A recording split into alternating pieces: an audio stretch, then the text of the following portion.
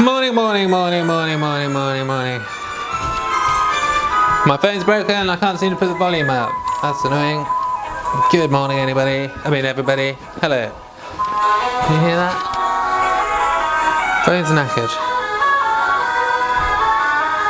Disappointing. Right. Anyway, good morning.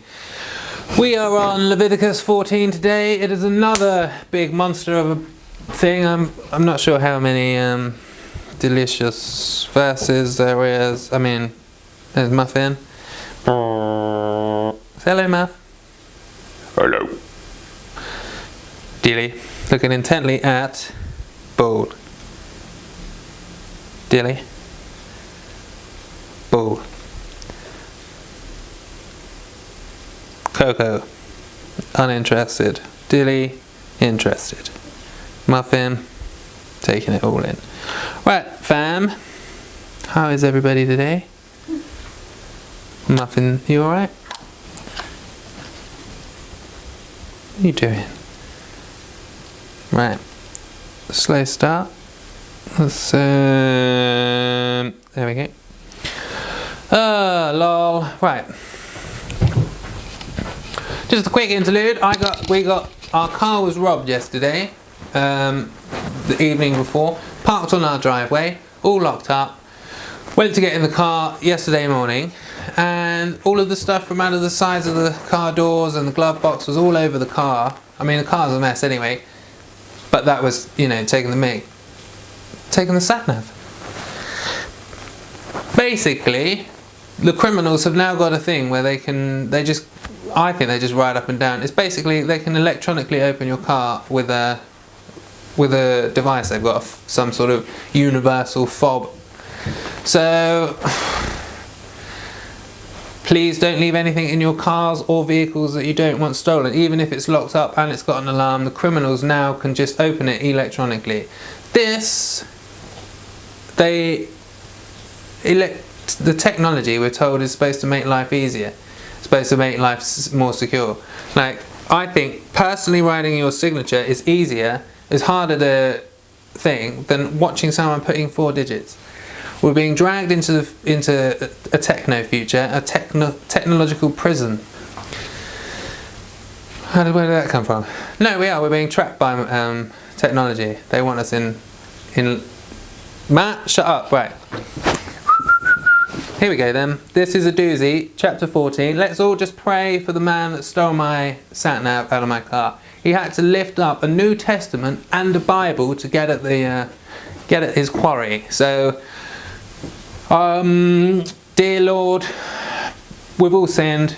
This man is obviously going through a period in his life where he's in need of money for drugs or whatever. I don't know. That's an assumption, but.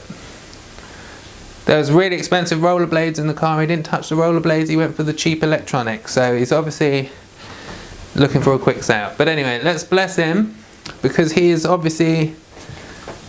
I wouldn't want to lift a Bible up to steal something. No. So let's pray that God can bring him into the family. Anyway, I talk rubbish. I'm so sorry. Here we go. Chapter 14. This one is massive. I mean massive. 4, 5, nearly 4. Anyway.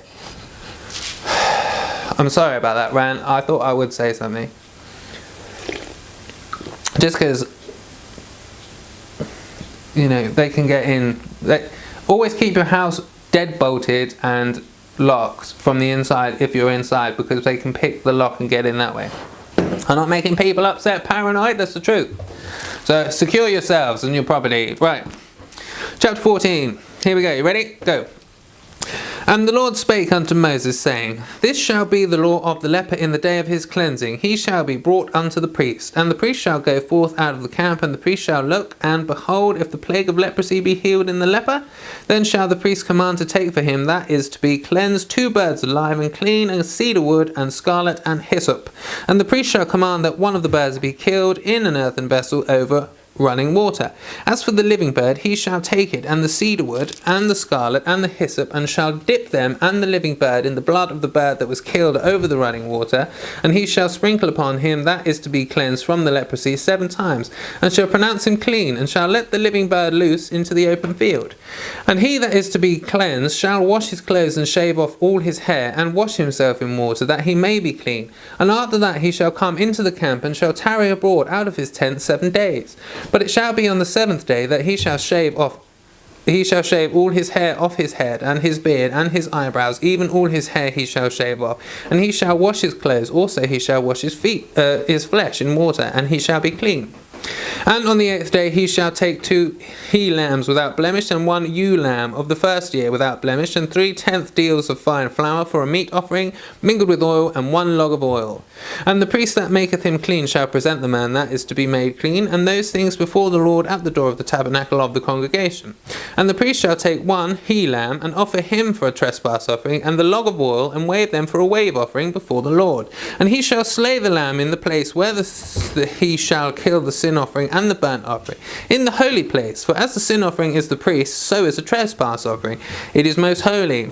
And the priest shall take some of the blood of the trespass offering, and the priest shall put it upon the tip of the right ear of him that is to be cleansed, and upon the thumb of his right hand, and upon the great toe of his right foot. And the priest shall take some of the log of oil, and pour it into the palm of his own left hand. And the priest shall dip his right finger in the oil that is in his left hand, and shall sprinkle of the oil with his finger 7 times before the Lord. And of the rest of the oil that is in his hand shall the priest put upon the tip of the right ear of him that is to be cleansed, and upon the thumb of his right hand, and upon the great toe of his right foot, upon the blood of the trespass offering. And the remnant of the oil that is in the priest's hand he shall pour upon the head of him that is to be cleansed, and the priest shall make an atonement for him before the Lord. And the priest shall offer the sin offering, and make an atonement for him that is to be cleansed from his uncleanness, and afterward he shall kill the burnt offering. And the priest shall offer the burnt offering and the meat offering upon the altar, and the priest shall make an atonement for him, and he shall be clean. And if he be poor and cannot get so much, that he shall take 1 lamb for a trespass offering to be waved, to make an atonement for him, and 1/10 deal of fine flour mingled with oil for a meat offering, and a log of oil. And 2 turtle doves of 2 young pigeons, such as he is able to get, and the one shall be a sin offering, and the other a burnt offering. And he shall bring them on the 8th day for his cleansing unto the priest, unto the door of the tabernacle of the congregation before the Lord. And the priest shall take the lamb of the trespass offering and the log of oil, and the priest shall wave them for a wave offering before the Lord. And he shall kill the lamb of the trespass offering, and the priest shall take some of the blood of the trespass offering, and put it upon the tip of the right ear of him that is to be cleansed, and upon the thumb of his right hand, and upon the great toe of his right foot. And the priest shall pour of the oil into the palm of his own left hand. And the priest shall sprinkle with his right finger some of the oil that is in his left hand 7 times before the Lord. And the priest shall put of the oil that is in his hand upon the tip of the right ear of him that is to be cleansed, and upon the thumb of his right hand, and upon the great toe of his right foot, upon the place of the blood of the trespass offering. And the rest of the oil that is in the priest's hand he shall put upon the head of him that is to be cleansed, to make an atonement for him before the Lord. And he shall offer the one of the turtle doves, or of the young pigeons, such as he can get, even such as he is able to get, the one for a sin offering, and the other for a burnt offering, with the meat offering. And the priest shall make an atonement for him that is to be cleansed before the Lord. This is the law of him in whom is the plague of leprosy, whose hand is not able to get that which pertaineth to his cleansing. And the Lord spake unto Moses and unto Aaron, saying, When ye be come into the land of Canaan, which I give to you for a possession, and I put the plague of leprosy in a house of the land of your possession, and he that owneth the house shall come and tell the priest, saying, It seemeth to me there is as it were a plague in the house. Then the priest shall command that they empty the house before the priest go into it to see the plague, that all that is in the house be not made unclean. And afterward the priest shall go in to see the house, and he shall look on the plague, and behold, if the plague be in the walls of the house with hollow strakes, greenish or reddish, which in sight are lower than the wall, then the priest shall go out of the house to the door of the house, and shut up the house 7 days. And the priest shall come again the 7th day, and shall look, and behold, if the plague be spread in the walls of the house, then the priest shall command that they take away the stones in which the plague is, and they shall cast them into an unclean place without the city. And he shall cause the house to be scraped within round about, and they shall pour out the dust that they scrape off without the city into an unclean place. And they shall take other stones, and put them in the place of those stones, and he shall take other mortar, and shall plaster the house. And if the plague come again and break out in the house after that he hath taken away the stones, and after he hath scraped the house, and after it is plastered, then the priest shall come and look, and behold, if the plague be spread in the house, it is a fretting leprosy in the house, it is unclean. And he shall break down the house, and stones of it, and the timber thereof, and all the mortar of the house, and he shall carry them forth out of the city into an unclean place. Moreover, he that goeth into the house all the while that it is shut up shall be unclean until the even. And he that lieth in the house shall wash his clothes, and he that eateth in the house shall wash his clothes. And if the priest shall come in and look upon it, and behold, the plague hath not spread in the house after the house was plastered, then the priest shall pronounce the house clean, shall pronounce the house clean, because the plague is healed.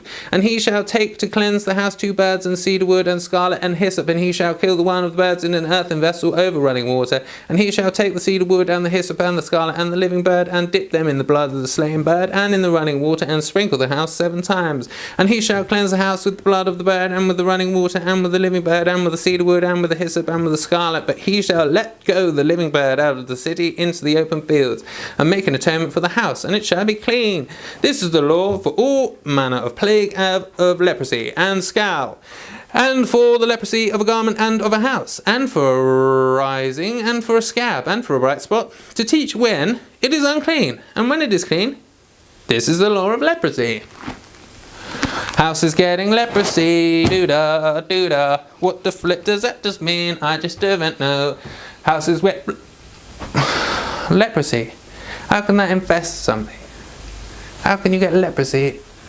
One more. I don't know what leprosy is or how you can contract it.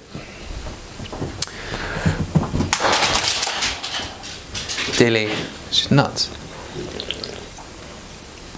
Alright, girls, did you like that one? The laws of leprosy. See, you know, we read them and we think, oh, they had a lot of laws and stuff, but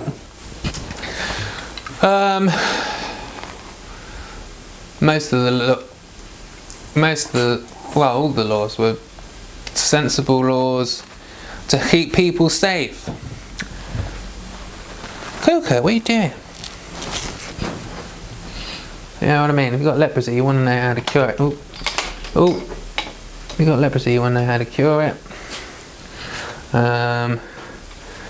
Other laws, I don't know if we've covered them, but like, you know, sanitary laws and things like that.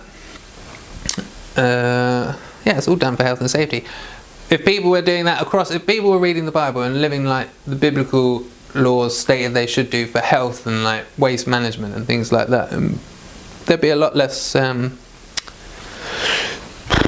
stuff going wrong. Anyway, it's Friday. I'll see you Monday. Good morrow.